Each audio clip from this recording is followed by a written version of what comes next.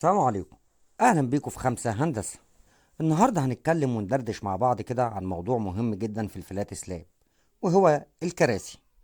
في كذا سؤال كده بيحيروا الواحد في الفلات سلاب، زي اول حاجة المسافة ما بين الكراسي ده بتتحط كل قد ايه، وكمان ايه هو ارتفاع الكرسي، وكمان فوائد الكراسي في الفلات سلاب.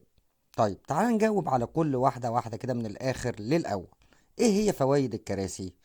اول حاجة ان هي بتظبط منسوب الشبكة العلوية في التسليح.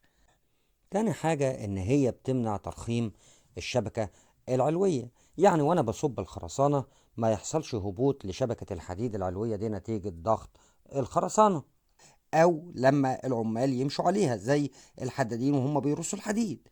تلاتة ان هي بتحافظ على العمق الفعال للخرسانة، وبتحافظ برضو على الكفر الخرساني. طيب ازاي بعد كده ارص الكراسي؟ الكرسي بيترص كل مسافة من 60 ل 80 سنتي في الاتجاهين. طيب بيتحط فين؟ هل هو بيتحط على اللحمية على الخشب على طول، ولا بيتحط على شبكة الحديد السفلية؟ لا طبعا، لازم نحطه على شبكة الحديد السفلية. طيب بيتحط فين على شبكة الحديد السفلية؟ هل هو بيتحط على الغطا ولا بيتحط على الفرش؟ طبعا احنا بنحطه على غطا الرقة السفلية. ليه بنحطه على غطا الرقة السفلية؟ اول حاجة لان فرش الرقة العلوية هو يعتبر غطا الرقة السفلية، فلما احط الكرسي وبحطه فوق الوتر بيبقى متعامد على الكرسي، بيبقى عكس اتجاه الفرش في الرقة العلوية، وبعدين بقوم جاي راصص عليه الفرش بتاع الرقة العلوية، فبيكون هو عكس اتجاه الفرش في الرقة السفلية.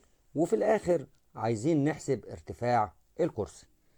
ارتفاع الكرسي بيساوي سمك البلاطة الخرسانية، هنطرح منه الكفر الخرساني او الغطاء الخرساني السفلي والكفر العلوي وشبكة الحديد السفلية وشبكة الحديد العلوية، ولو في كبات حوالين الأعمدة أو حديد إضافي برضه بيدخل معانا في الحسابات.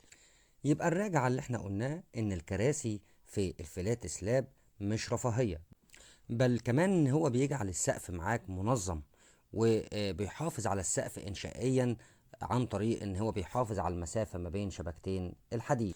لو انت وصلت معانا لنهاية الفيديو ما تنساش تعمل لايك وسبسكرايب للقناة. شكرا لكم، مع تحيات 5 هندسة.